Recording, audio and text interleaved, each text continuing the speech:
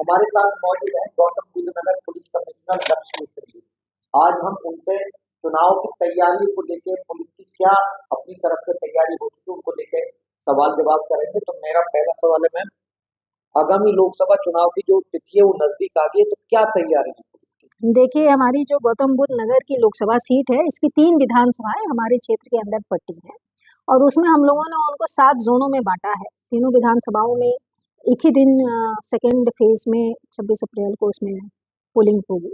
उसके लिए हम लोगों ने व्यापक तैयारियां की हैं। जहाँ पे ईवीएम स्टोर किए गए हैं, वहाँ पर जो है पैरामिलिट्री फोर्सेस लगाई गई हैं, सिविलियन पुलिस फोर्स लगाई गई है।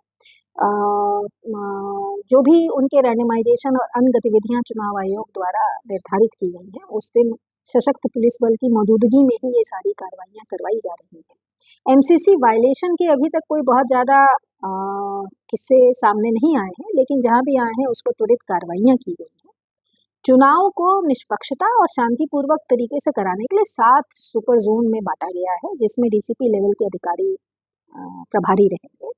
साथ ही साथ इसके अंदर में 120 सेक्टर्स हम लोगों ने बनाए हैं, जिससे कि छोटे छोटे एरियाज में सेक्टर मजिस्ट्रेट हमारे सेक्टर पुलिस ऑफिसर्स के संग कार्यरत रहें और किसी भी सूचना पर तत्काल पहुंच सके।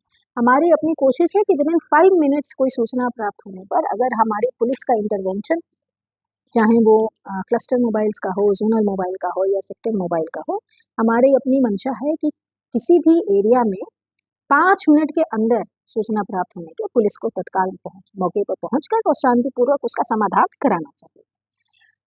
बाहर से फोर्स हमें मिल चुका है। जो पोलिंग बूथ हैं उन पर सभी पर बाहर से आवंटित फोर्स ही कार्यरत रहेगा। जो जिले का फोर्स है वो लॉ एंड ऑर्डर ड्यूटी के लिए, बैरियर की ड्यूटी के लिए, क्लस्टर्स मोबाइल्स में, स्टैटिक मोबाइल्स में, इन पर हम लोग अपॉइंट कर रहे हैं। जिले में इस समय हरियाणा और दिल्ली के साथ हमारा इंटरस्टेट बॉर्डर लगता है, जिस पर हमारे 26 बैरियर आज की तारीख में कार्यरत हैं। इन 26 बैरियर्स पर हम लोगों ने सीसीटीवी कैमरेज लगवाए हैं भारत निर्वाचन आयोग के निर्देशानुसार, और उसकी फीड लोकल थाने और लोकल चौकी के द्वारा 24 घंटे मॉनिटरिंग की जा रही है। इसके अतिरिक्त हमारा बुलंदशहर, अलीगढ़ और गाजियाबाद के साथ इंटर डिस्ट्रिक्ट बॉर्डर लगता है, जिस पर आज की तारीख में 24 नाके ऑपरेशनल हैं और इनके माध्यम से हम चुनाव के दिन पब्लिक को बिना कोई कष्ट दिए एक्सेस कंट्रोल करवाएंगे। मैम, अमूमन प्रशासन पुलिस पर आरोप लगते हैं जो सत्ताधारी दल के प्रत्याशी होते कि उनका कुछ मदद करती, ऐसे आरोप ना लगे इसके लिए क्या आपके डायरेक्शन पुलिस कर्मियों को? देखिए, इसमें हम लोगों ने ब्रीफिंग कर ली है 3 राउंड की और सभी को चुनाव ड्यूटी, बैरियर ड्यूटी, नाका ड्यूटी, क्लस्टर मोबाइल, एसएसटी सबकी अलग अलग हमने ड्यूटियां ब्रीफिंग की है और उनको बड़े विस्तार से हम लोगों ने दिशा निर्देश दिए हैं। दिशा निर्देश में हम लोगों ने सभी को एक ही बात कही है कि चुनाव को पारदर्शिता से कराना और जनता को पारदर्शिता दिखे, ये दोनों चीजें बहुत अहम होती हैं और इसी हिसाब से कार्रवाई होनी चाहिए। अभी तक पुलिस के ऊपर यहाँ से किसी भी प्रत्याशी के प्रति पक्षपातपूर्ण तरीके से कार्रवाई करने के आरोप नहीं उठे हैं और मेरा मानना है कि गौतम बुद्ध नगर की जो पुलिस है वो बड़ी प्रोफेशनल है, ऐसे आरोप उठेंगे भी नहीं। इसके लिए रैंडमाइजेशन किया गया है, स्टेट लेवल का रैंडमाइजेशन है। बूथ पर जो भी फोर्स तैनात होगा वो बाहर का फोर्स होगा। जिलों में पिछले 3 वर्षों से अधिक समय तक जो लोग एक विधानसभा में तैनात थे, उनको पहले ही जनवरी में ट्रांसफर आउट कर दिया गया है। जो बाहर से लोग आए हैं उन्हें ज़्यादातर जिलों में थानों की जिम्मेदारियां दी गई हैं। तो ऐसा किसी भी पुलिस वाले पर कोई भी आरोप उठना स्वाभाविक नहीं है। मैम, अमूमन पुलिस के व्यवहार को लेकर चर्चा होती है। जो मतदाता आते हैं उनका कहना है कि जब वो वोट डालने जाते तो हल्का फुल्का पुलिस उनके साथ ऐसा व्यवहार करती थी जिसकी वजह से वो अनकंफर्टेबल फील करते। तो क्या ऐसा आपकी तरफ से कोई दिशा निर्देश होगा जो मतदाता है उनके साथ कुछ अच्छा व्यवहार करते हैं पुलिस वाले? देखिए, ये बहुत ज़रूरी है।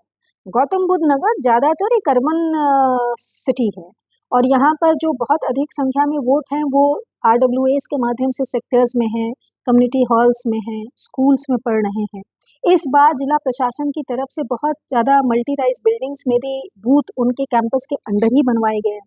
तो ऐसी स्थिति में जो मतदाता वोट डालने के लिए आता है, जिला पुलिस तो उसके संग सभ्रांता से और अच्छे शालीन तरीके से काम करे, इसके लिए तो उन्हें निर्देशित किया ही गया है।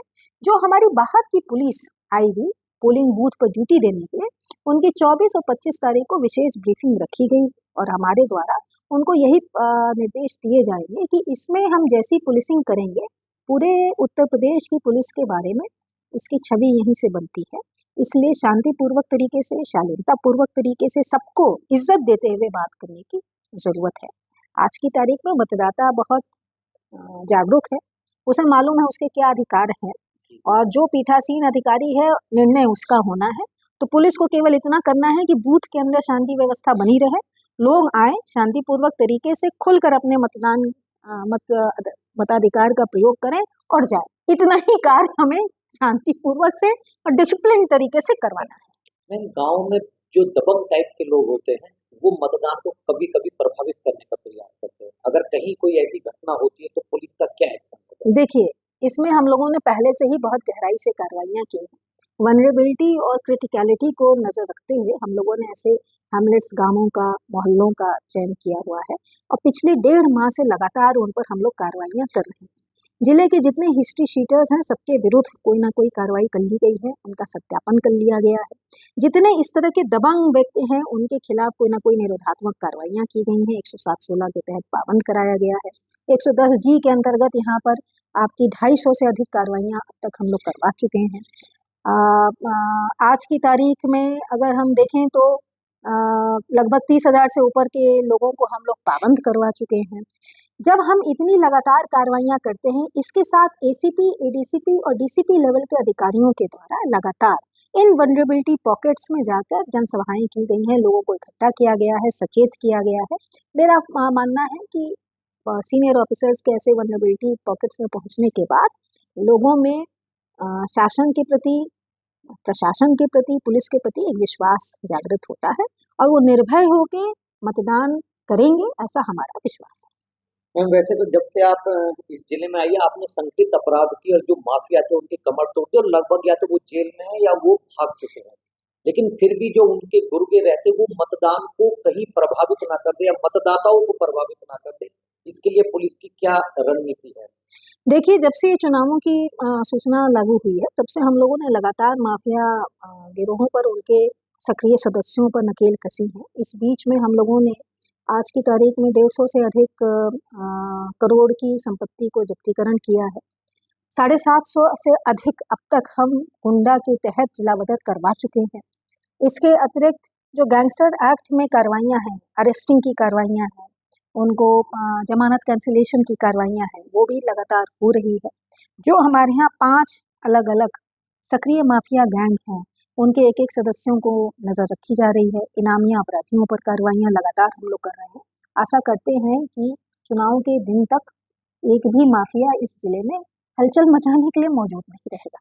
मैम, जो अति संवेदनशील और संवेदनशील और उसके अलावा टोटल कितना फोर्स होगा और अति संवेदनशील और अति संवेदनशील पर क्या व्यवस्था आपकी फोर्स की, अतिरिक्त फोर्स कितना देखिए, होगा? हमने जो आपको चुनाव आयोग के मानक से आगे जाके हमने प्रबंध किया है, जितने भी 3 बूथ से ऊपर के सेंटर्स हैं उसमें सब इंस्पेक्टर्स, 5 बूथ से ऊपर के सेंटर्स हैं उसमें इंस्पेक्टर्स के जो मानक हैं